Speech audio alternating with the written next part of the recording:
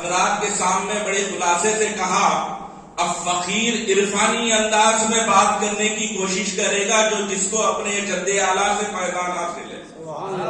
عارفین یہ کیوں کہتے ہیں، کیا کہتے ہیں، وہ بات کرنے کی عرض کرنے کی گزارش کروں گا کہ واقع معراج تو آپ نے سنا، مگر واقع معراج ہوا کیوں، آج بات اس پہ کریں۔ معراج النبی ہوئی کیوں، وہ کیا بات تھی جو اللہ رب العزت نے اپنے محبوب کو اپنے پاس بلا لیا اور قاب قوسین کی منزل میں بلا لیا، اپنے محبوب کو اپنا دیدار کرایا، اپنی ماتھے کی آنکھوں سے دیدار کرایا۔ اب یہ بات پہ میں آؤں گا آگے، اس سے پہلے ان نوجوانوں کو جو معراج النبی کے بارے میں آئے دن سوچتے رہتے، جو رات میں مسجدوں کھلے رہتے نا، اب تھوڑے دنوں سے جیسا آج کی رات ہوتے کہ بے چین رہتے کچھ مساجد والے، مولوی صاحب جلدی پڑھیے، نمازہ نافلہ سنت وطر گھر پہ جا کے پڑھیے، مسجد کو بند کرنا ہے۔ بھائی اللہ کے گھر کو اتنی جلدی کہیں کو آج بند کرنے، نہیں معراج النبی ہے، نام بند کر دیتے، نمازوں کا تحفہ ملا تو مسجد بند کر دیتا ہوں۔ کچھ آتے وقت کوئی مولانا سنا رہے تھے، ہمارے ڈاکٹر صاحب، کہیں کوئی مسجد میں آج جھگڑا بھی ہوا سنا میں، مسجد پہ لائٹ لگا دے، نہیں لگانا لائٹ۔ بھائی لائٹ لگانے سے کیا تکلیف ہو گئی؟ تو بولے نہیں ہم معراج نہیں مانتے، خاک کی مانتے، جسمانی معراج نہیں مانتے۔ معاذ اللہ، ان لوگوں کے لیے آج کچھ باتیں کروں جو نوجوان اپنی ذہن میں بٹھا لیں کہ اللہ رب العزت کی عادت کریمہ رہی، اور یہ واقعات میں سمجھانے سے پہلے آپ کو پیچھے سے معجزات نبی اور قرآن شریف میں جتنے پیغمبروں کے معجزات ہیں وہ سناؤں، تاکہ آپ سمجھ جائیں کہ رحمت للعالمین کو، محمد مصطفیٰ صلی اللہ علیہ وسلم کو، آپ کے ہمارے آقا کو اللہ رب العزت نے تمام پیغمبروں سے بہتر معجزات دی، سید الانبیاء بنا کے بھیجا، نور من نور اللہ ہے ہمارے آقا۔ تو تمام پیغمبروں کے معجزات کو اللہ نے قرآن میں بیان کیا، اور ادھر مصطفیٰ جانے رحمت روزانہ ہر ادا معجزہ، ہر صدا معجزہ، میرے آقا چلتے پھرتے معجزات کرتے۔ قرآن میں تو پیغمبروں کے معجزات ہیں، جیسا کہ بابا آدم کا معجزہ،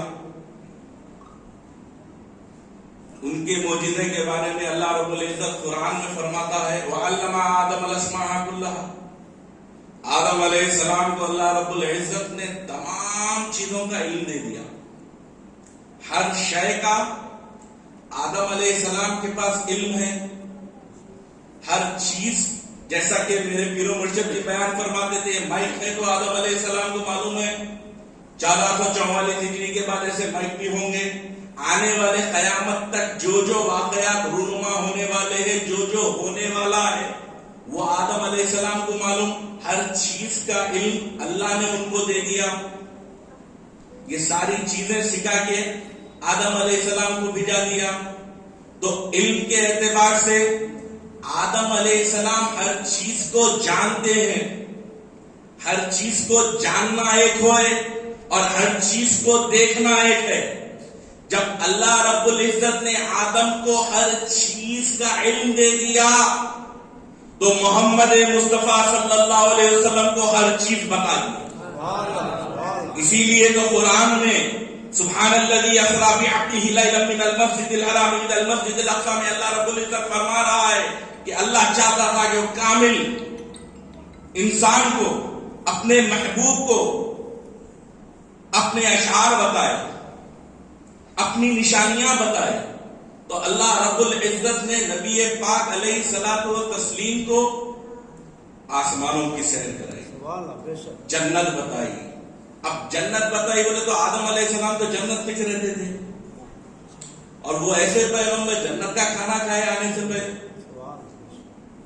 اب وہ تفصیل میں نہیں جاؤں گا، میں تھوڑا آپ لوگوں کا ذہن بنانے کے لیے آ رہا ہوں کہ آدم علیہ السلام جنت میں تھے، اور خدا کی قدرت ہے، اللہ رب العزت نے قانون بنایا۔ کیا قانون بنایا؟ کہ فطری قانون اللہ رب العزت بنایا کہ قیامت تک اگر اولاد ہونا ہے تو ایک آدمی ہونا عورت ہونا ان کے اطلاق سے دو ملے تو بچہ ہوتا. یہ قانون الہی ہے. مگر اللہ رب العزت قانون کا پابند نہیں. وہ قانون بنایا مگر اس کا پابند وہ نہیں ہے. وہ چاہے اور اس نے آدم علیہ السلام کو بغیر ماں باپ کے پیدا فرما دیا اور عیسیٰ روح اللہ کو بغیر والد کے پیدا فرما دیا. قرآن میں کافی تفسیر ہے. یہ اللہ رب العزت کی شان ہے. یہ بندوں کے لیے قوانین ہے. مگر جب اللہ جس کو پاور دینا چاہے دیتا ہے اور اللہ قوانین کا پابند نہیں. ویسے ہی معجزات رسول ہر پیغمبر کے معجزے کو قرآن شریف میں اللہ رب العزت نے بتایا.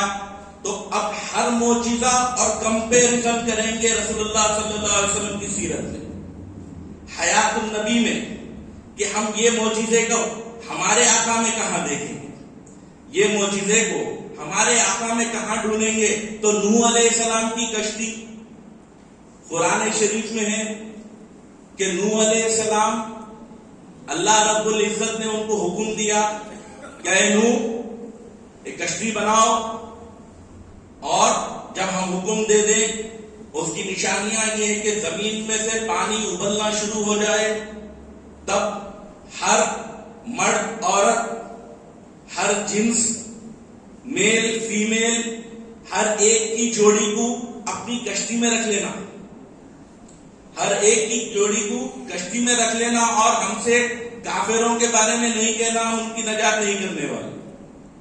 ساری انسانیت, ساری مخلوق آج جو بچی ہوئی ہے یہ معجزے نوح ہے. اگر پانی آ جاتا تو نسل انسانیت ہر چیز ختم ہو جاتی. تو اللہ رب العزت کو نسل انسانیت بھی چلانا تھا, انسانیت کو چلانا تھا, دنیا کے کارساز کاموں کو چلانا تھا. جتنے جانور نظر آ رہے ہیں ان سب کو اللہ نے حضرت نوح کو وہ طاقت, ان کو وہ معجزہ دیا. وہ حکم فرماتے سب اندر آ جاتے, کوئی کسی کو تکلیف نہیں پہنچاتے. یہ قرآن کہہ رہا ہے کہ حضرت نوح نے اپنی کشتی میں ساری انسانیت کو سمیٹ لیا. پانی آیا, ساری دنیا, ساری انسانیت, ساری مخلوق ختم ہو گئی. جو کشتی نوح میں تھے بچ گئے. اب کشتی نوح یا رسول اللہ ہم تو صحرا میں دیکھ رہے ہیں کہ یہ معجزہ آپ سید العالمین, آپ سید الانبیاء, آپ رحمت للعالمین, آپ کی زندگی پاک میں یہ کشتی کا معجزہ صحرا میں ہمیں نظر نہیں آ رہا. تو غور و فکر کرو, غور و فکر کرو. نبی پاک علیہ الصلوۃ والسلام نے حجۃ الوداع میں کہا, حجۃ الوداع میں کہا میں تم میں دو بھاری چیزیں چھوڑ رہا ہوں, ایک کتاب اللہ, دوسری میری اہل بیت. ان دو کو پکڑ کے رکھو, کبھی گمراہ نہیں ہوں گے. نعرہ تکبیر, نعرہ رسالت, نعرہ حیدری. نوح کا معجزہ, اور آگے دوسری جگہ حدیث میں آتا ہے کہ آقا فرماتے ہیں کہ میری اہل بیت کشتی نوح کی طرح ہے. قیامت تک کے لیے امت کے لیے یہ معجزہ چھوڑ رہا ہوں, میری اہل بیت کے ساتھ ہو جاؤ, کبھی گمراہ نہیں ہوں گے. یہ ہے معجزات نبی. اب سید الانبیاء کو سمجھے, آقا کی سیرت, زندگی پاک کے واقعات ہم قرآن سے دیکھیں گے کہ وہ پیغمبر کے کیا معجزات تھے, اور آقا کی قدموں کو دیکھیں گے کہ میرے آقا آپ کی سیرت میں ہمیں یہ کہاں ملتا. ویسے ہی موسیٰ کلیم اللہ جو کہ اللہ سے کلام کرتے تھے, اور 45 نمازہ اپنے کو ڈسکاؤنٹ ہونے چاہیے. مولانا نے بے شک یہ واقعہ سنایا ہوگا موسیٰ کلیم اللہ معراج النبی کا, میں آگے آؤں گا. حضرت موسیٰ علیہ السلام جلیل القدر, ایسے رسول اور ایسے جلالی اور ان کے دور کے چیلنجز اس قدر سخت چیلنجز کہ فرعون، نمرود، نہ جانے کیسے کیسے چیلنجز موسیٰ کلیم اللہ کے دور میں ہیں. میں تیزی کے ساتھ آگے بڑھوں کہ موسیٰ کلیم اللہ اپنے عصا کو ایک مرتبہ دربار میں کافروں کے پھینکتے ہیں. کفار نے، قرآن میں اس کا پورا واقعہ ہے کہ کفار نے اپنے عصا پھینکے، وہ سانپ بن گئے. تو موسیٰ کلیم اللہ لکڑی پھینکے جو ہاتھ میں تھی، اللہ کے حکم سے لکڑی پھینکے، وہ لکڑی اژدہا بن گئی اور اژدہا بن کے تمام سانپوں کو نگل لی. وہ ڈر گئے. جو میجیشین تھے، جادوگر تھے، وہ سمجھ گئے کہ یہ ہم تو جو پھینکے یہ آنکھوں کا دھوکہ تھا، مگر موسیٰ نے جو پھینکا یہ اللہ کی دی ہوئی معجزہ ہے، یہ حقیقت ہے، یہ رب کائنات کا ان پہ فضل ہے، اور جس نے پورے سانپوں کو نگل لیا. اب ہم آتے ہیں مدینے کی طرف. یا رسول اللہ، موسیٰ کلیم اللہ نے عصا پھینکا تھا، ان کے عصا کی یہ طاقت. یا رحمت للعالمین، آپ تو رحمت للعالمین، آپ تو سید الانبیاء ہے، ہمیں بھی کچھ بتا دیں آپ کی زندگی پاک میں عصا کا واقعہ. تو سیرت پڑھنے پہ معلوم ہوتا ہے کہ ایک وقت کا واقعہ ہے. سارے جہاد کے لیے نکل گئے، سارے صحابہ جمع ہو گئے، جس کو جو ملا عشق رسول میں آگے بڑھ گئے. یا رسول اللہ، ہم آپ پہ قربان ہوں گے، ہم آپ کے رب کے راستے پہ قربان ہوں گے، ہم دین اسلام کے لیے قربان ہوں گے، ہم کچھ نہیں جانتے، ہم آپ پہ قربان ہونے والے ہیں. وہ صحابہ جو سرکار کے چہیتے، جو اپنے گھر والوں کو چھوڑ کر آتے ہیں، اور ایسے بھی واقعات ہوتے کہ رسول اللہ صلی اللہ علیہ وسلم کی طرف سے صحابہ آتے، سامنے دیکھتے تو کہیں سامنے کفار سے ان کا بھائی آتا، کہیں باپ آتا، کہیں بیٹا آتا، مگر وفادار رسول ایسے تھے صحابہ کرام، حضور کے ایسے عشاق تھے. یہ نہیں دیکھتے کہ سامنے باپ ہے، بیٹا ہے، وہ آقا کے سامنے اس کو قربان کر دیتے. یہ صحابہ. ویسے ہی ایک جنگ میں ایک صحابی سب سے لیٹ پہنچے، بالکل ناتوان تھے، بالکل کمزور. اب یہ بچوں کو سمجھانے کے واسطے گاڑے الفاظ نہیں استعمال کرتا، کلیئر بات کریں گے. بالکل کمزور تھے.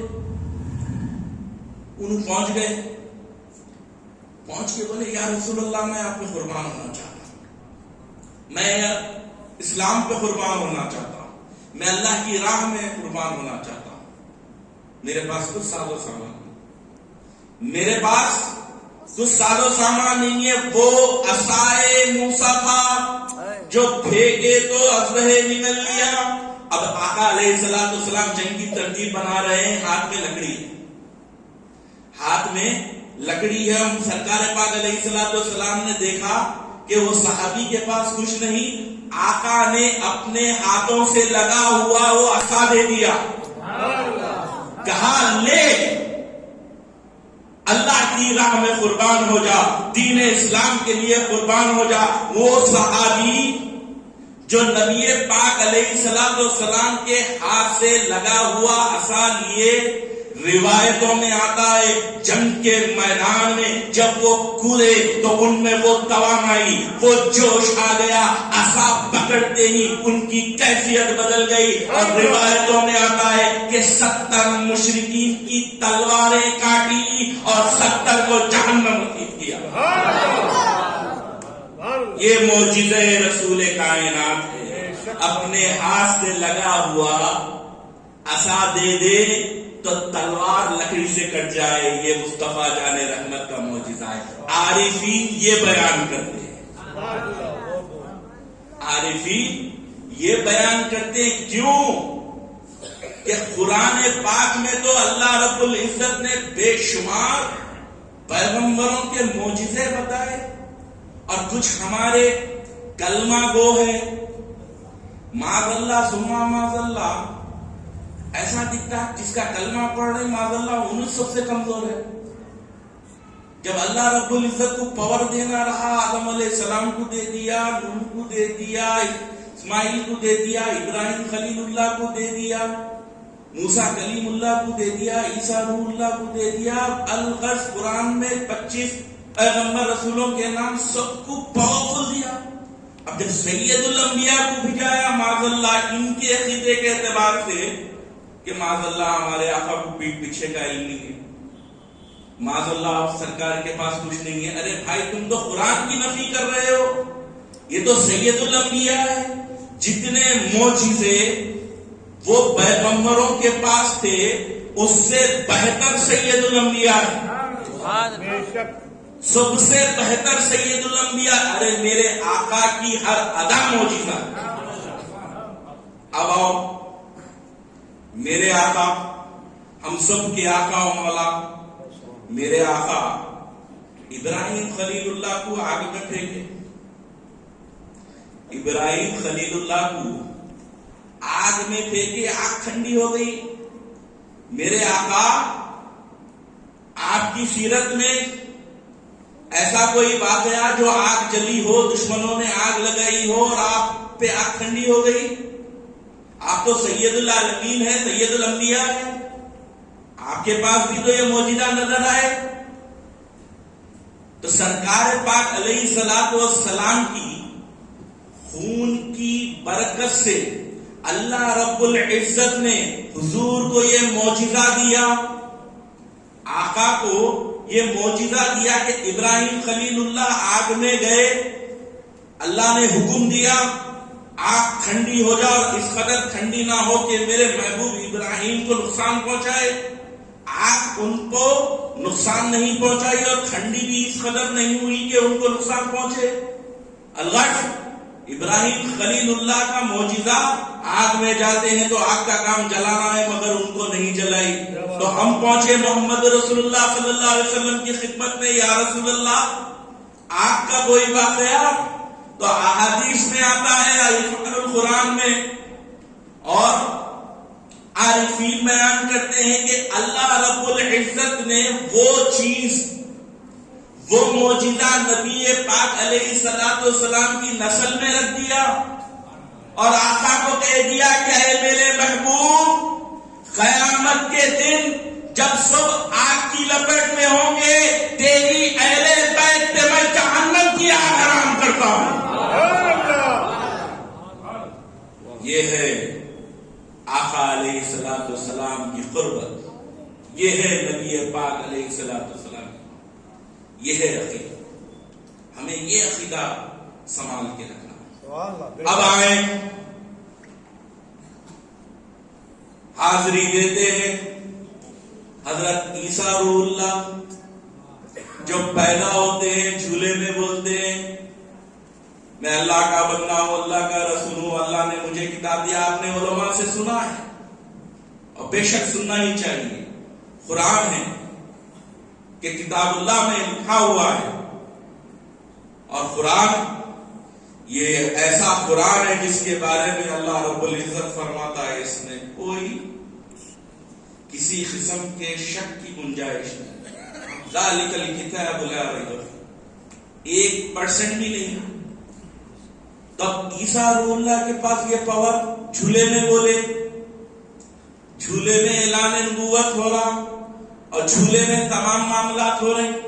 اب عیسیٰ روح اللہ کے دور میں میڈیکل سائنس کو ترقی کر لی تھی، میڈیکل سائنس اتنی ترقی کر لی تھی کہ اندھے کو آنکھ دے دے رہے، جو چاہے کر دے رہے۔ تو اس زمانے کے چیلنج سے عیسیٰ روح اللہ کیا کرے، اندھے کو نابینا کو ہاتھ دے دیے، بولا بولے ہم بھی کر دیں، آپ کیا کریں؟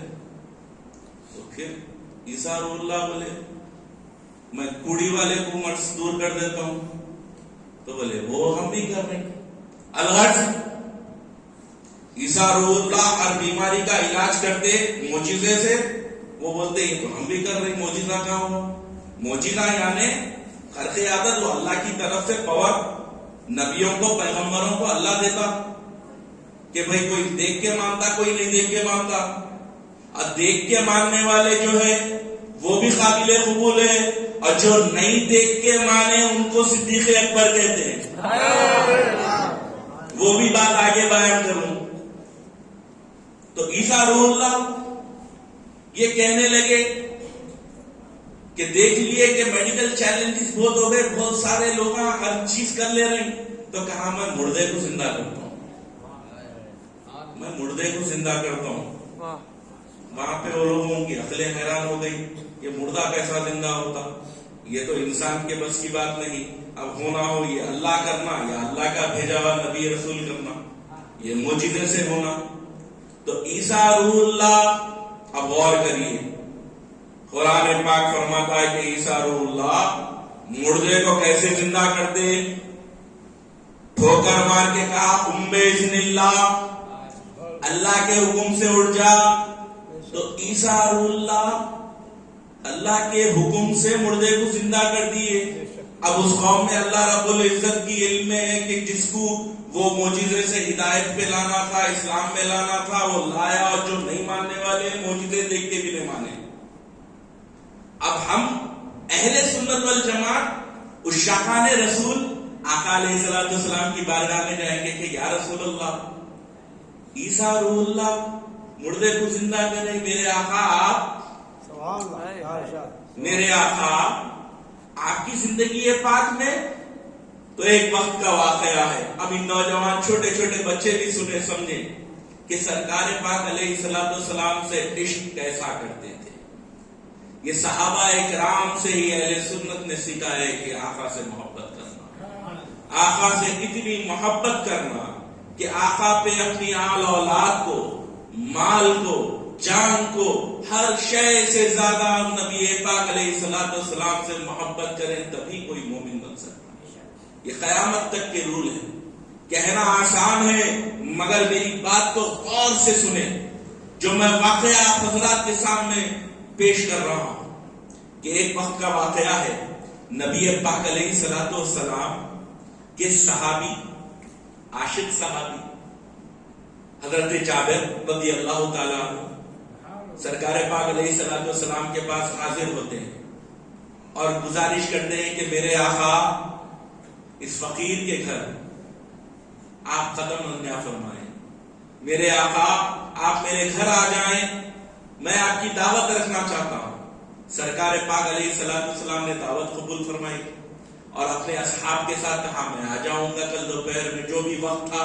حدیث کے الفاظ, سرکار پاک علیہ السلام کی دعوت قبول کرنا تھا کہ حضرت جابر خوشی سے ناچنے لگے, جھومنے لگے. وہ صحابی جو سامنے دیکھ رہے ہیں اسلام آ رہا ہے, وہ صحابی جو دیکھ رہے ہیں قرآن آ رہا ہے, مگر یہ جھومنے کا نہ قرآن میں لکھا ہے نہ کسی بھائی آقا نے کہا کہ میری آمد میری دعوت میں جھومو, گھر کو سجاؤ.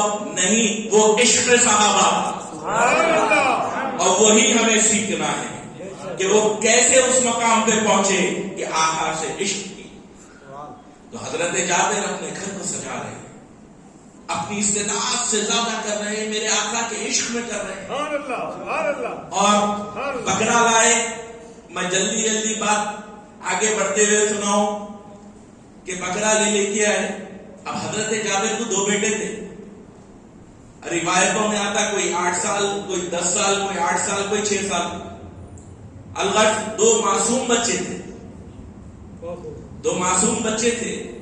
وہ بھی خوشیاں منانے لگے کہ محمد رسول اللہ صلی اللہ علیہ وسلم ہمارے گھر آ رہے ہیں, اور اپنے والد کو دیکھ رہے ہیں کہ آقا کے عشق میں وہ کیا کر رہے ہیں. تو صبح بکرا لائے اور بکرے کو بڑے اہتمام سے ذبح کیا. تو دونوں بھائیاں دیکھیں, اللہ اکبر, دونوں بھائیاں مشاہدہ کر رہے ہیں کہ بکرے کو ذبح کر رہے ہیں. بابا آقا علیہ السلام کی دعوت میں والد صاحب ذبح کر کے کاٹ کے اور دوسرا سودا لانے نکل گئے. تو بڑے بھائی بولے چھوٹے بھائی کو, سرکار کی دعوت ہے, اپن بھی اچھا کچھ کریں گے. تو بولے کیا کریں گے؟ تو بابا جو کرے وہی کریں گے, میں تیرے کو ذبح کر دیتا ہوں آقا کے واسطے. تو چھوٹے کا عشق دیکھو, لیٹ گیا, میرے آقا کے لیے میں تیار ہوں, رسول اللہ صلی اللہ علیہ وسلم کی دعوت ہے, لیٹ گئے. تو بڑے بھائی بغیر سوچے سمجھے کہ ذبح کرے, اور جب ذبح ہو گئے تو خون دیکھا, کیفیت بدل گئی. یہ کیا ہو گیا؟ چھوٹا بھائی ذبح ہو گیا, ہیبت سے چھت پہ چڑھے, گر گئے, سر پھٹا, وہ بھی ختم. 2 بیٹے دونوں ختم. ایک ہی لفظ میں دونوں ختم. گھر کو آئے جب تک بیوی لے کے بیٹھے ہوئے, دونوں بچے ختم ہو گئے تو حضرت جابر آئے, دیکھے رونے لگے, کہنے لگے کہ زیادہ مت رو, ہمارے گھر خوشی آنے والا, ہمارے گھر رحمت للعالمین آنے والے ہیں, ہم یہ غم لے کے بیٹھیں گے. سوچو دونوں جہاں کی نعمت ہمارے گھر آنے والی ہے, جنتوں کے آقا ہمارے گھر آنے والے ہیں, ہم بچوں کا غم لے کے بیٹھیں گے. حضرت جابر ایک بوریے میں دونوں بچوں کو لپیٹ دیا اور ایک کمرے میں بند کر دیا. کہا ان کا غم بعد میں منائے, پہلے اہتمام کرو, آقا اپنے اصحاب کے ساتھ آنے والے ہیں, تم اہتمام کرو. تو سوچو یہ صحابی کا یہ عشق وہ صحابیہ کا عشق ہے, وہ ماں ہے, وہ اپنے کام میں لگ گئی, دونوں بچے گئے قربان یا رسول اللہ, کہنا زبان سے ہاں پر ہم کہتے ہیں, صحابہ نے کر کے بتایا. اللہ ہمیں ان کے راستے پہ چلے, صحابہ کے راستے پہ چلے. کیا کیے؟ جب آقا علیہ الصلوۃ والسلام گھر تشریف لائے رحمت للعالمین, ان کا نام لیے تو غم دور ہو جاتے. حضرت جابر کا معاملہ کیسا, وہ غم میں رہے. آقا علیہ الصلوۃ والسلام تشریف لائے اور کھانے پہ بیٹھے تو حضرت جابر ہاتھ جوڑ کے کھڑے ہیں. ابھی بزرگوں کے سامنے ہاتھ جوڑ کے ٹھہرے تو بولتے نہ کہیں تو ٹھہرے ہوئے, سیدوں کے آگے ہاتھ جوڑ کے, یہ صحابہ کی سنت ہے. انہوں نسل کے آگے ہاتھ جوڑے تھے, عاشقاں نسل کے آگے ہاتھ جوڑ رہے ہیں, کوئی غلط نہیں کر رہے. تو ٹھہرے ہوئے تو حضرت جابر سے آقا علیہ الصلوۃ والسلام پوچھے, جابر تمہارے بچے کہاں ہیں, بچے کہاں ہیں؟ تو عرض گزار ہوئے صحابہ کیسا فرماتے غلط, کہنے لگے کہ یا رسول اللہ صلی اللہ علیہ وسلم, آپ کی دعوت کے اہتمام میں میرے بچے صبح سے اٹھے ہوئے تھے, کافی محنت کی, کافی مشقتیں کی, بہت خوش تھے.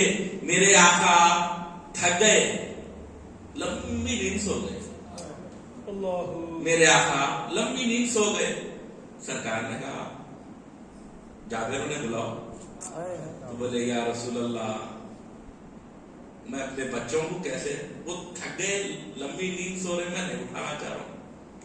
آقا علیہ الصلوۃ والسلام تبسم فرمانے لگے, کہنے لگے اے جابر, جب تک تیرے بچے اس دسترخوان پہ نہیں آئیں گے محمد رسول اللہ کھانا نہیں کھائے گا.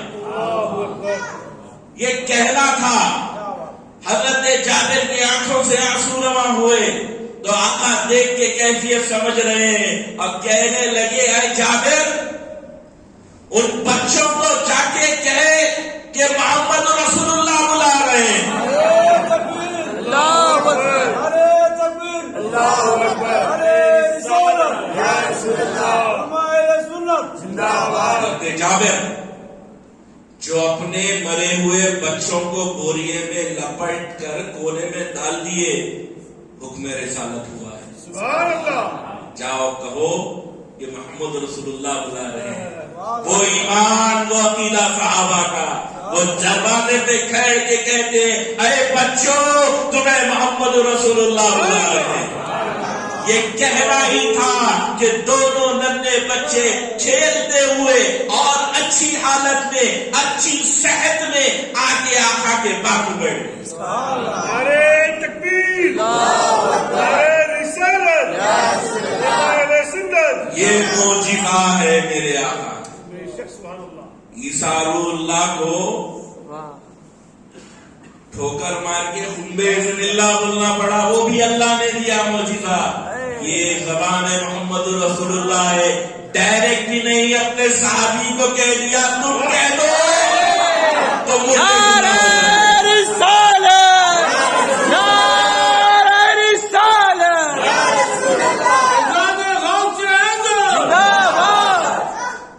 واہ. میرے آقا علیہ الصلوۃ والسلام ایک معجزہ, دو معجزے, بے شمار معجزات نبی پاک علیہ الصلوۃ والسلام کی زندگی پاک میں بے شمار معجزات. اب میں نے جس آیت کریمہ کی تلاوت کا شرف حاصل کیا جو معراج سے تعلق رکھتا ہے، اور معراج النبی کیوں ہوئی؟ معراج کی اصل وجہ کیا بنی؟ یہ سب معجزات تو تھے میرے آقا میں، اللہ رب العزت نے تمام معجزات دے دیا. ہر معجزہ ایک سے بڑا ایک معجزہ. جو کہنے والے یہ بھی کہتے ہیں قرآن میں لکھا ہوا ہے کہ ابراہیم خلیل اللہ کہتے ہیں کہ میرا رب وہ ہے وہ جو ڈوبے ہوئے سورج کو نکالے. اب محمد رسول اللہ کا معاملہ ہے، آقا علیہ الصلوۃ والسلام، اور معاملہ بھی کس کا ہے وہ دیکھو. ایک بات مولا علی مشکل کشا شیر خدا حیدر کرار کے زانوئے مبارک پہ رحمت للعالمین سر رکھ کے استراحت آرام فرما رہے. مولا مشکل کشا جن کی عصر کی نماز نہیں ہوئی، عصر کی نماز نہیں پڑھے تھے، مولا مشکل کشا جو نبی پاک علیہ الصلوۃ والسلام کی تربیت یافتہ، یوں کہوں کہ آنکھ کھولا تو محمد رسول اللہ کو دیکھے. جو مولا کعبے میں پیدا ہوتے ہیں مگر کعبے کو نہیں دیکھتے، ان کو رحمت للعالمین کو دیکھتے. وہ حیدر کرار سرکار پاک علیہ الصلوۃ والسلام کے سرکار ان کے زانوں پہ آرام فرما رہے. نماز وقت کا اثر کا وقت ختم ہوا، سورج غروب ہو رہا، اور غروب جب غروب ہو گیا تو علی کے اتنا بڑا عالم کون؟ آقا علیہ الصلوۃ والسلام فرمائے انا مدینۃ العلم وعلی بابها. مجھ سے ملنے کوئی ایک بار آئے تو علی سے 2 بار ملنا ہوگا. کوئی بھی آئے تو علی سے ملنا ہی ملنا ہے، اور مولا علی کو چھوڑ کے تو کچھ ہے ہی نہیں. بے شک. تو وہ حیدر کرار سورج ڈوب گیا، مولا کے آنکھوں سے آنسو ٹپک گیا، مولا کے آنکھوں سے آنسو ٹپکا، اور نبی پاک علیہ الصلوۃ والسلام کے چہرے مبارک آقا آنکھ کھولتے ہیں، دیکھتے ہیں علی کیا بات ہو، آنکھوں سے آنسو دوا ہے. تو مولا بڑی عاجزانہ انداز سے کہے کہ یا رسول اللہ میں آپ کو نہیں پایا، میری نماز اثر سے دے. تو علی کیوں پریشان ہوتا ہے، کیوں غمزدہ ہوتا ہے؟ تجھے نماز اثر پڑھنی ہے. تو میرے آقا نے، ہم سب کے آقا مولا نے سورج کی طرف اشارہ کیا، اپنی انگلی مبارکہ سے سورج کو نکال دیا. یہ ہے میرے آقا کی نماز، اور مولا مشکل کشا نماز. اب نماز تو مولا نے پڑھی، مگر نمازوں کا تحفہ کیسا آیا؟ اصل یہ نمازوں کا تحفہ معراج النبی جو ہوئی، اس کی اصل کہاں ہے؟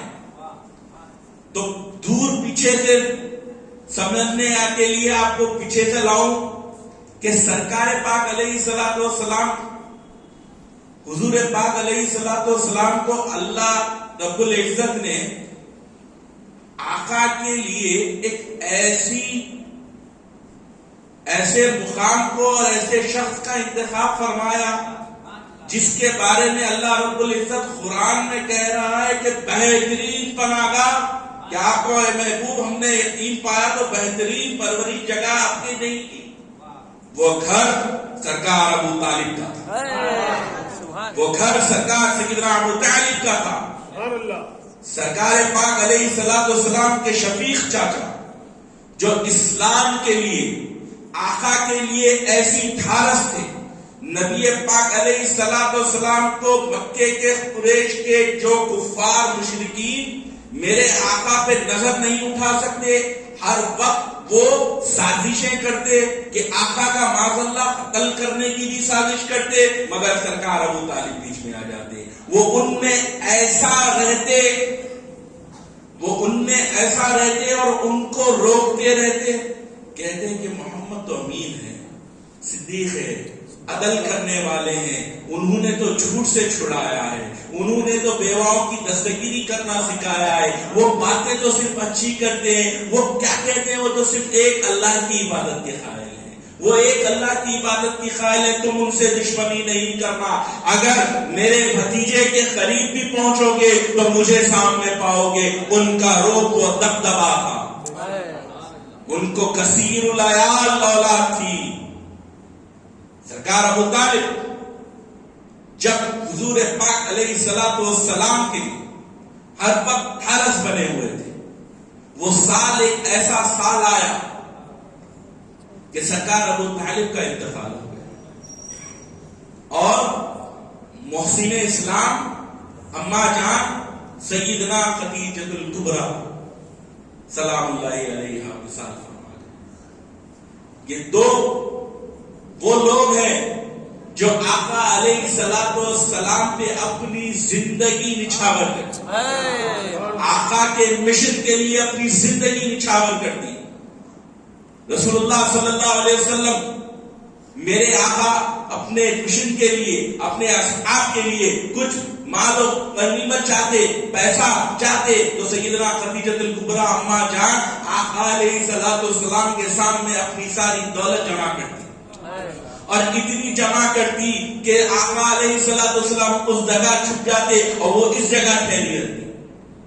سارے کا سارا مال میرے آقا پہ قربان کیا، ساری زندگی اپنا مال سیدنا خدیجۃ الکبریٰ نے اسلام کے لیے، آقا کے لیے قربان کیا، اور سرکار ابو طالب نے اپنی ساری زندگی، کیا بھتیجے سمجھ رہے تھے؟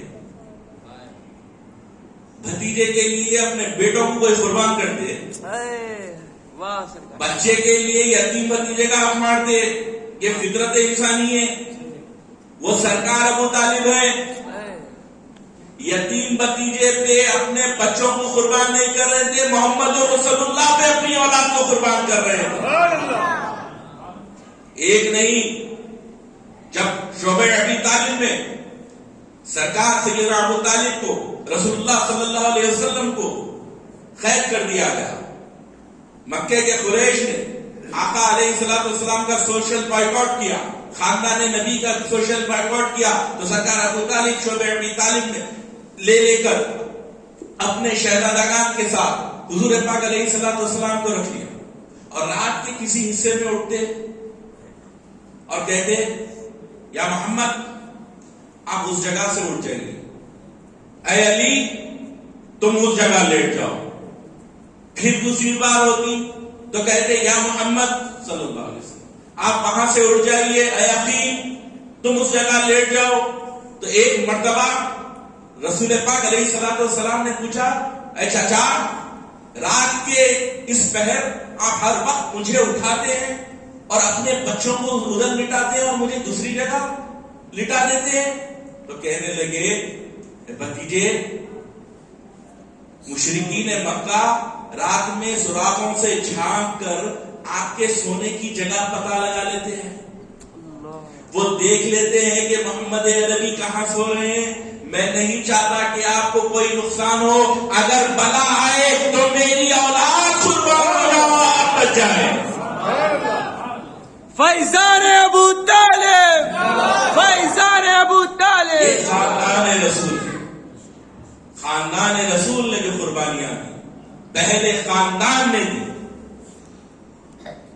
خاندان رسول کی قربانیاں۔ اور معراج النبی کے لیے جب یہ دونوں اشخاص کا انتقال ہوا، دونوں پردہ فرمائے، تو آقا علیہ الصلوۃ والسلام نے فرمایا یہ غم کا سال ہے، یہ غم کا سال ہے، یہ ہمارے لیے غم کا سال ہے۔ اور آقا اپنے شفیق چاچا کو یاد کرتے رہتے، اور جب سرکار ابو طالب کا انتقال ہوا تو قریش کی، مشرکین کی وہ ہمتیں بڑھ گئی وہ حوصلے بلند ہو گئے، وہ مسلمانوں پہ اذیتیں شروع کر دیے، وہ دن دہاڑے مسلمانوں پہ اصحاب پہ ظلم کرنے لگے اور ہجرت کے حالات بننے لگے. تب 27 رجب اللہ رب العزت نے نبی پاک علیہ السلام کو معراج کرائی. سبحان اللہ. اب علماء توجہ دیں، اللہ رب العزت کی شان ہے جب اتنے معجزات اللہ نے کہا کہ اللہ نے یہ معجزات اپنے پیغمبروں کو دیے تو پڑھنے والے کسی کو ڈاؤٹ نہیں ہے. قرآن ہے، نہیں مانے تو ڈائریکٹ فیصلہ ہو گیا، نہ زیر زبر کے انکار پہ ہے.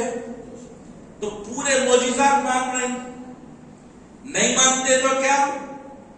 معراج النبی. کیوں؟ سارے معجزات تو اللہ رب العزت نے واقعے کے طور پہ اعلان فرمایا.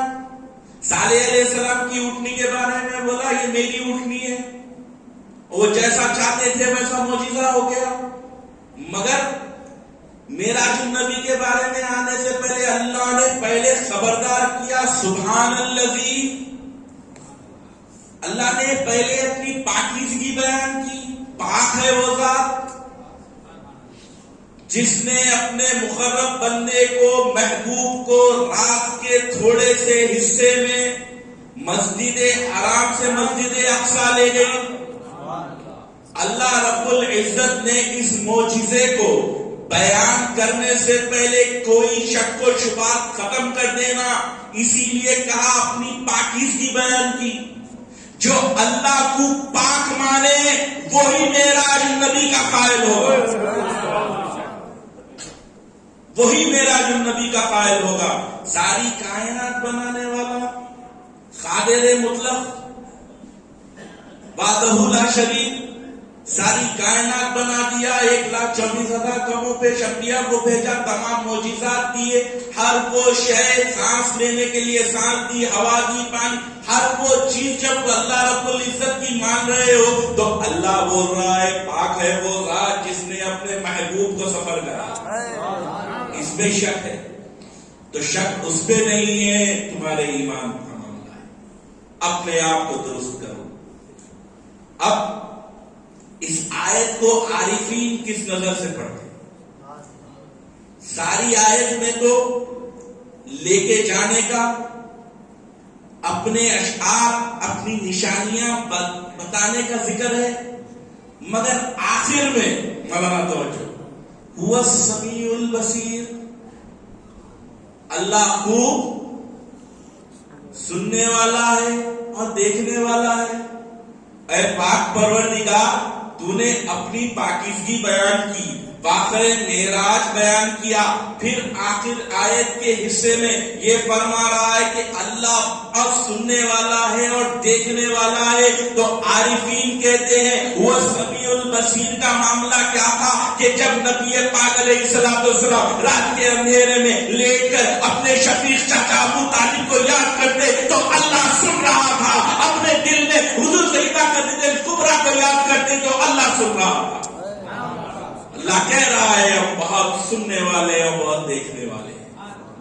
آقا نے کہا 1 سال غم کا ہے، تو رب کائنات نے سال سے پہلے ہی نبی پاک علیہ السلام کو کہا آؤ میرے محبوب وہ معجزہ عطا کروں جو کائنات میں کسی نے نہیں لیا، نہ وہ معجزہ دوں جو کائنات میں کسی کو نہیں ملا، وہ صبر کراؤں جو تم سے پہلے کسی نے نہیں کیا، نہ تمہارے پاس کوئی کرنے والا ہے. وہ رب کائنات نبی پاک علیہ السلام کو معراج میں بلاتا. معراج میں آقا پہنچے، کیا شان و شوکت سے پہنچے. علماء سے سنا، بچپن سے آپ حضرات سن رہے ہیں، میرے پیر و مرشد کو بھی سنا. واقعی معراج کوئی بدلنے والا تو نہیں، وہی سنائیں گے کہ براق تیار تھا، براق پہ آقا سوار ہوئے، براق کی رفتار ایسی کہ اس کی نظر جہاں پڑی پہلے آسمان پہ تو پہلا قدم، پھر براق پہ بیٹھ کے میرے آقا ساتوں آسمانوں کی سیر مسجد اقصی گئے, انبیاء کرام کی امامت فرمائی, تمام کو کی امامت فرمائی.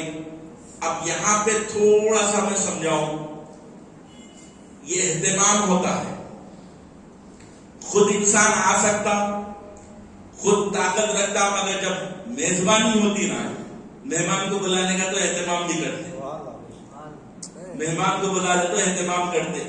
میرے کو رستہ معلوم تھا, بلا ایگزامپل چھوٹے بچوں کے لیے سمجھانے کے لیے کہہ رہا ہوں, بلا تشبیہ بلا دوسری.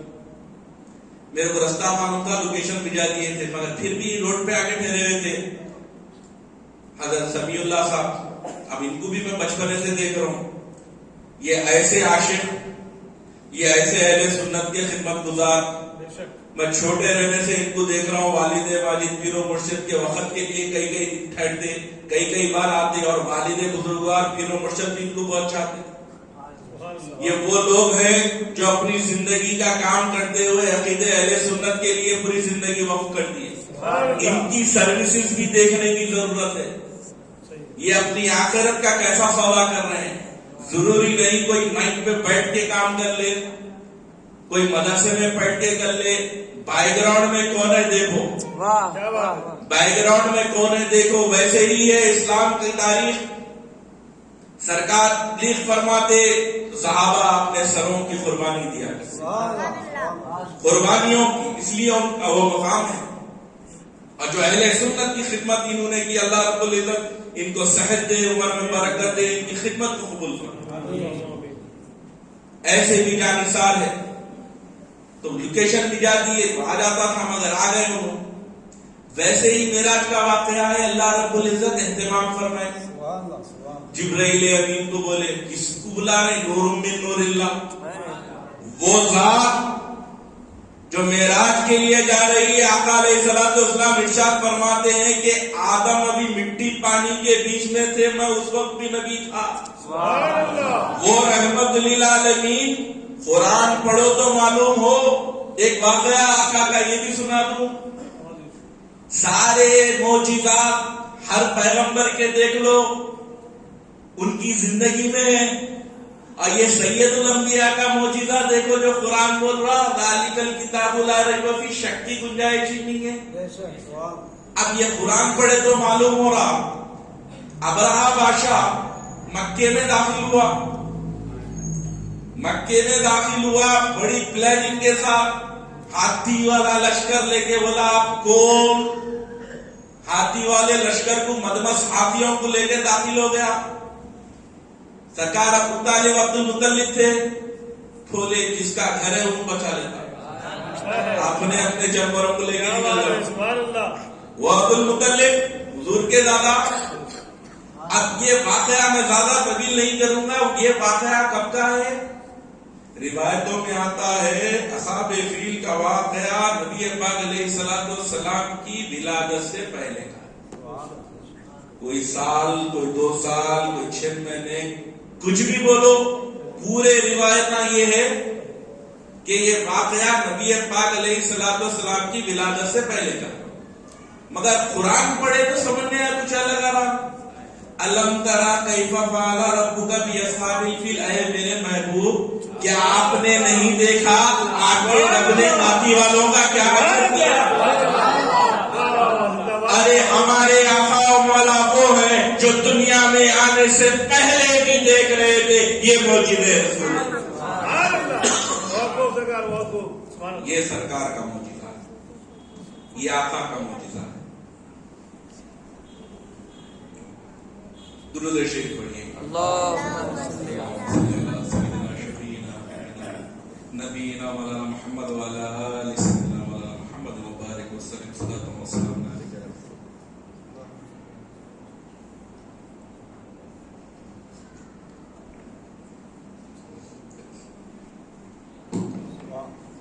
درود دل لگا کے پڑھتے رہنا.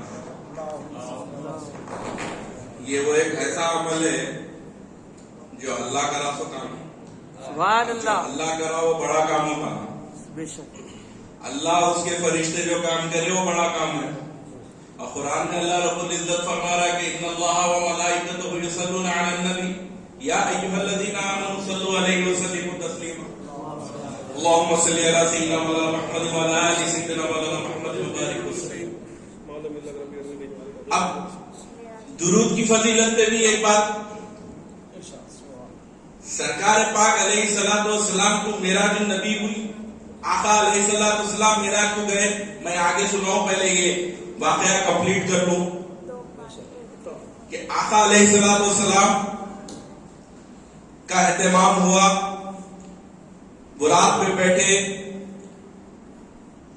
آقا علیہ الصلوۃ والسلام کو پہلی مرتبہ براق میں جبرائیل علیہ الامین اقصیٰ سے پہلے روایتوں میں آتا ہے یمن کے علاقے میں لے گئے جہاں مدینہ المنورہ ہے. آقا علیہ الصلوۃ والسلام کی مسجد ہے، وہاں رکا براق اور کہا کہ اے حبیب اللہ اس جگہ پہ 2 رکعت نماز پڑھ لیجیے. آقا نماز پڑھ لیے، فارغ ہونے کے بعد پوچھا جبرائیل یہ کون سی جگہ ہے؟ تو کہا یہ یثرب ہے جو آگے آپ ہجرت فرمانے والے ہیں، اور اسی جگہ پہ آپ مسجد بنائیں گے. اور وہ نماز پڑھنے کی جگہ جو تھی وہ حجرہ نبی رسول اللہ صلی اللہ علیہ وسلم. تو اب اس کی بھی تفصیل آگے آئے گی. آقا علیہ الصلوۃ والسلام پھر ایک جگہ رکا، پھر مسجد اقصیٰ پہنچے، تمام نبیوں کی امامت فرمائی. اور براق کی رفتار دیکھو، آقا علیہ الصلوۃ والسلام فرما رہے ہیں کہ اس کا ایک پاؤں زمین سے لے کے آسمان تک پہنچ جاتا. رفتار کا عالم یہ ہے، سوار نبی پاک علیہ الصلوۃ والسلام ہے، مگر سوار کا عالم یہ دیکھو کہ تیز گاڑی گئی تو کوئی بولتے رہے دیکھے تو آپ نہیں دیکھے، بولے تیز تھے. یہ رحمت للعالمین ہے، کیسا دیکھتے تھے میرے آقا، کیسا دیکھ رہے ہیں. ہم غلاموں کی اس خدمت کو بھی دیکھ رہے ہیں، ہمارے بیٹھنے کو بھی دیکھ رہے ہیں کہ آقا علیہ الصلوۃ والسلام ارشاد فرما رہے ہیں کہ دوران سفر جب اقصیٰ پہنچنے سے پہلے میں نے دیکھا موسیٰ کلیم اللہ اپنی خبر میں ٹھہر کے نماز پڑھ رہے ہیں. موسیٰ کلیم اللہ اپنی خبر میں ٹھہر کے نماز پڑھ رہے ہیں سرکار براق میں. مگر جب اقصیٰ پہنچے تو موسیٰ کلیم اللہ پہلے سے موجود. یا موسیٰ آپ محمد رسول اللہ کی سواری سے پہلے کیسے پہنچے؟ تو وہ نبوت کی رفتار سے پہنچے اور سرکار براق کی رفتار سے آ رہے تھے. سرکار براق کی رفتار سے آ رہے تھے. اب مسجد اقصیٰ پہنچ گئے، امامت ہو گئی، صحرا میں لایا گیا، آسمان کی طرف لے جایا گیا. آقا علیہ الصلوۃ والسلام آسمانوں پہ ہر ایک کا مشاہدہ فرماتے، اللہ کے شعار دیکھتے رہتے. مولانا سے آپ نے سنا، میں زیادہ تفصیل میں نہیں جاؤں گا، سیدھا پہنچ جاؤں کہ جب سدرۃ المنتہا کا معاملہ آیا، سدرۃ المنتہا کا معاملہ آیا، حضرت جبرائیل ٹھہر گئے، بولے یا رسول اللہ اس سے ایک انگلی کا ذکر ہمارے جد اعلیٰ کی کتاب میں آیا ہے، ایک انگلی میں آگے نہیں بڑھوں گا، اگر بڑھوں تو جل جاؤں گا. اے جبرائیل تم جلنے کی بات کر رہے ہو، یہ کیسے؟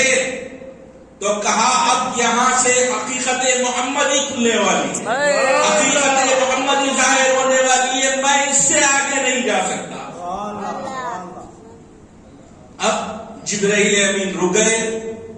نبی پاک علیہ الصلوۃ والسلام آسمانوں کی طرف پہنچ گئے، سدرۃ المنتہا عرش اعلیٰ تک پہنچ گئے. عرش اعظم سے آواز آئی کہ محبوب آ جائیے. اب یہاں سے اہل طریقت کی بات ہے.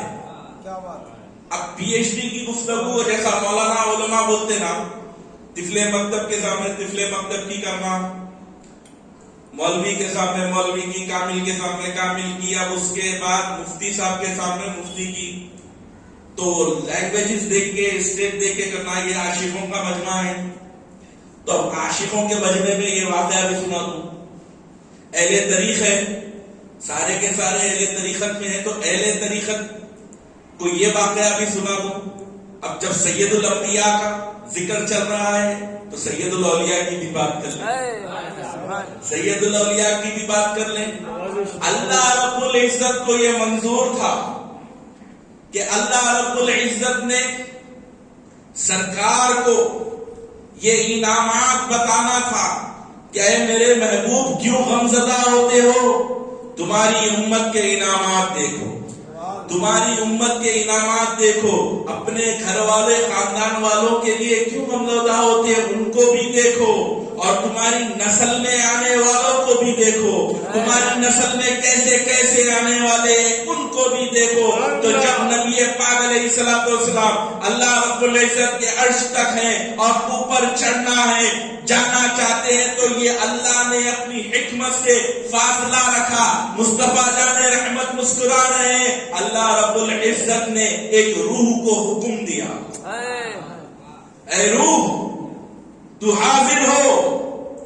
تو آقا علیہ الصلوۃ والسلام تبسم فرما کے دیکھ رہے ہیں کہ روح آئی ہے اور جھک گئی ہے. آقا علیہ الصلوۃ والسلام کے لیے سیڑھی کا کام کر رہی ہے، بینڈ ہو گئی ہے. تو آقا علیہ الصلوۃ والسلام مسکرا کے پوچھتے ہیں یہ کون ہے؟ تو اللہ رب العزت پوچھتا ہے میرے محبوب آپ ہی دریافت کرو. سرکار پوچھتے ہیں روح اے بتا تو کون ہے؟ تو کہنے لگے نانا جان میں آپ کی امت میں آپ کی اولاد سے ہوں، میرا نام عبد القادر ہے. ختم ہوگی.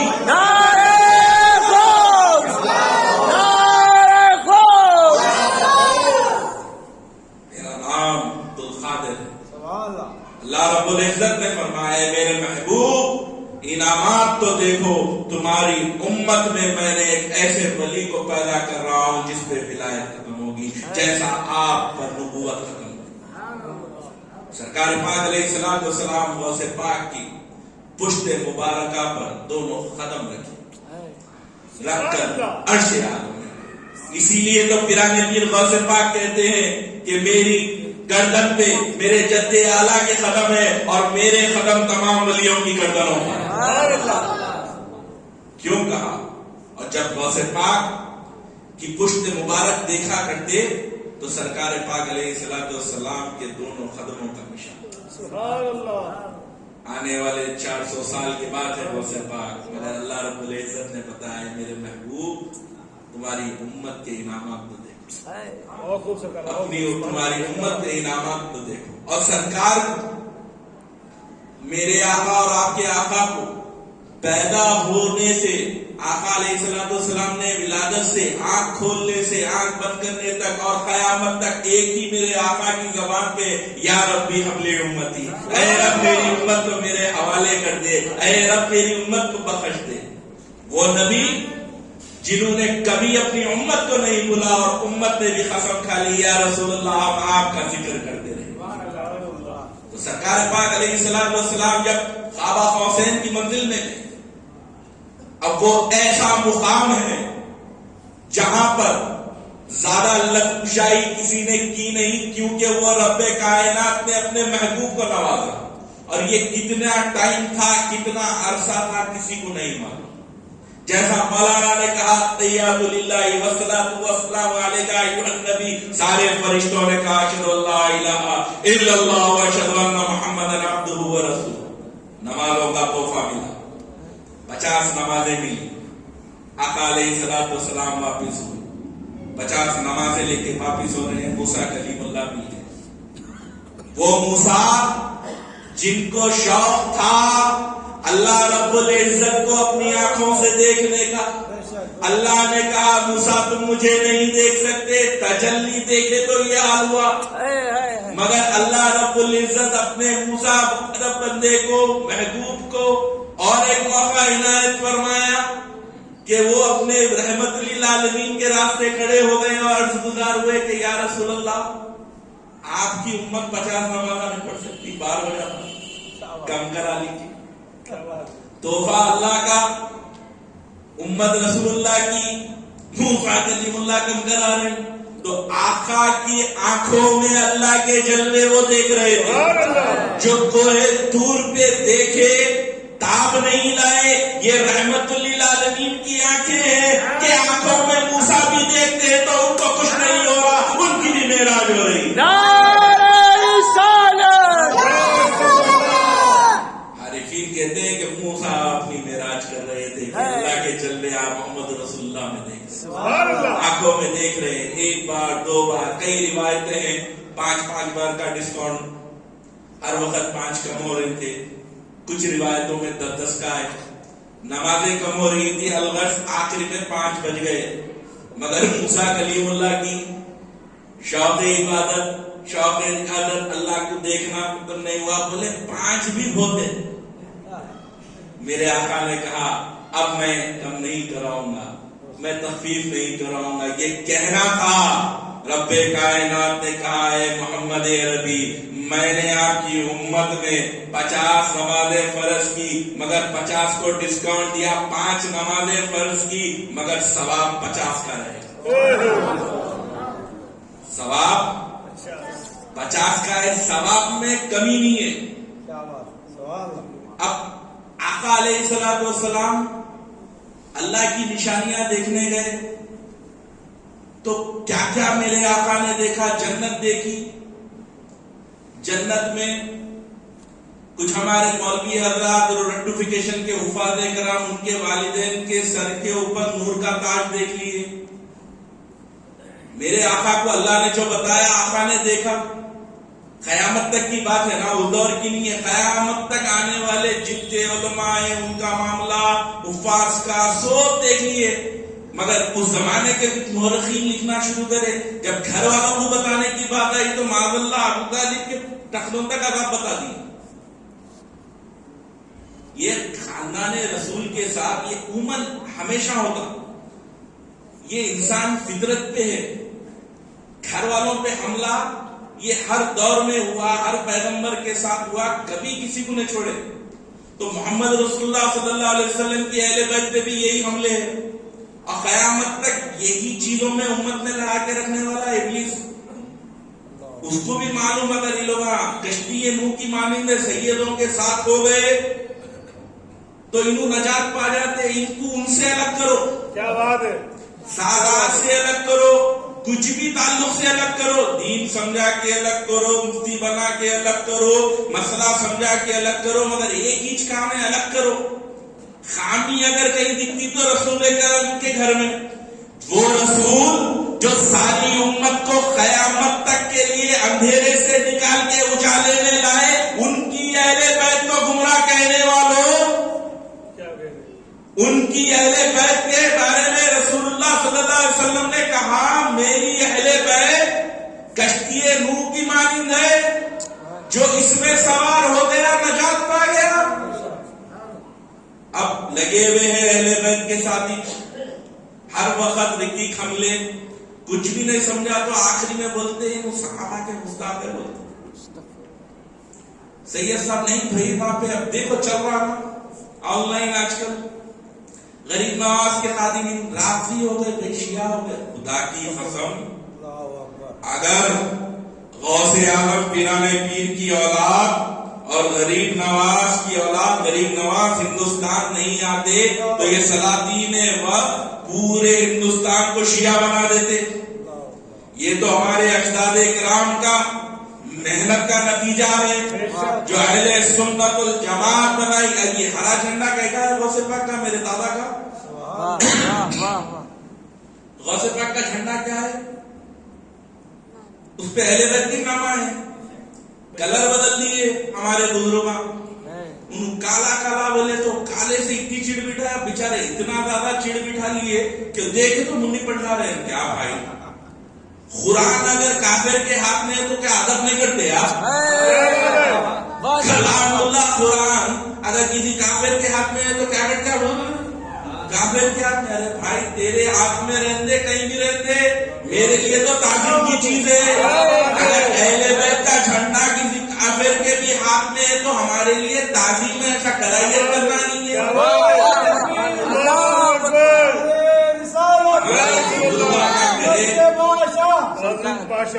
हमारे बुजुर्गों को प्लानिंग से लोगों को अलग करे, बोले हाँ काले नहीं बैन हरा लाओ, उनके शहजादे का लाओ, अली शेर खुदा के शहजादे का झंडा, हरा झंडा गौसे पाक का।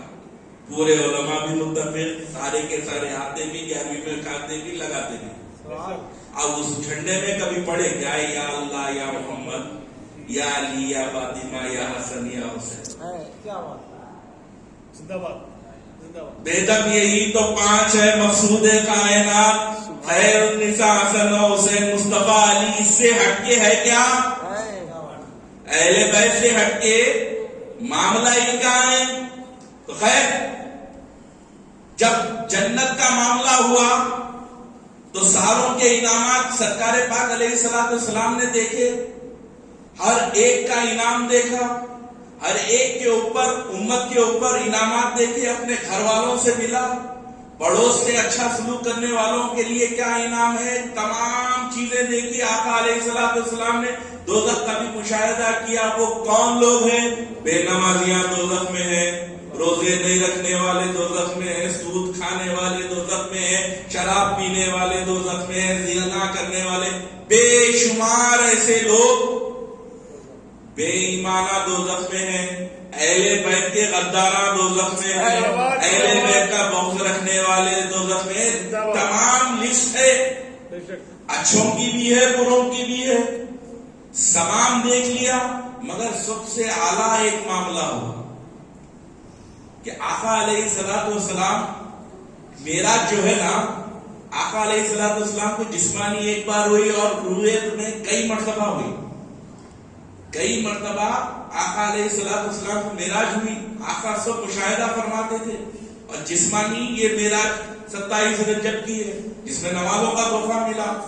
تو ایک مرتبہ معراج ہی کا واقعہ ہے. حضرت عباس رضی اللہ تعالیٰ عنہ اس کی روایت کرتے ہیں کہ آقا علیہ السلام فرما رہے ہیں کہ میں جب جنت کا مشاہدہ کر رہا تھا، میں نے ایک عظیم تخت پر میرے چچا حمزہ کو دیکھا.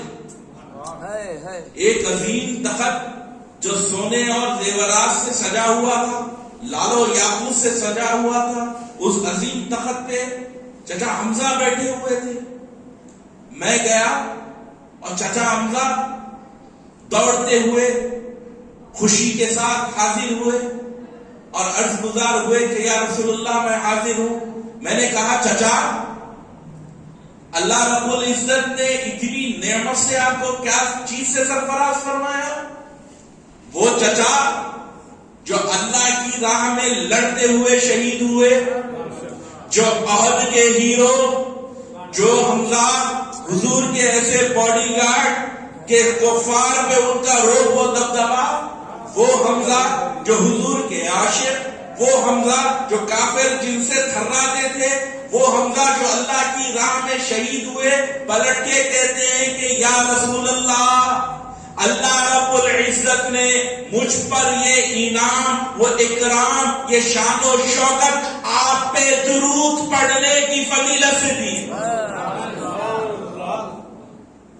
میں نے میزان عمل پر تمام نیکیوں کو ایک طرف پایا، اے میرے آقا آپ پہ درود پڑھنے کو ایک طرف پایا. اسی لیے کہا جاتا ہے کہ درود شریف پڑھو، سرکار پہ درود